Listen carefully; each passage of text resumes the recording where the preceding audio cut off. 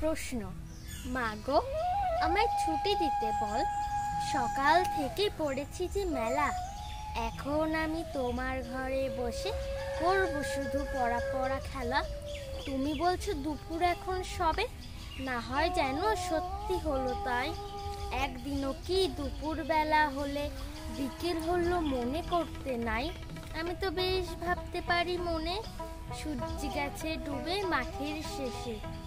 বাগদি বুড়ি চোখি পড়ে শাক তুলছে পুকুর ধারে এসে।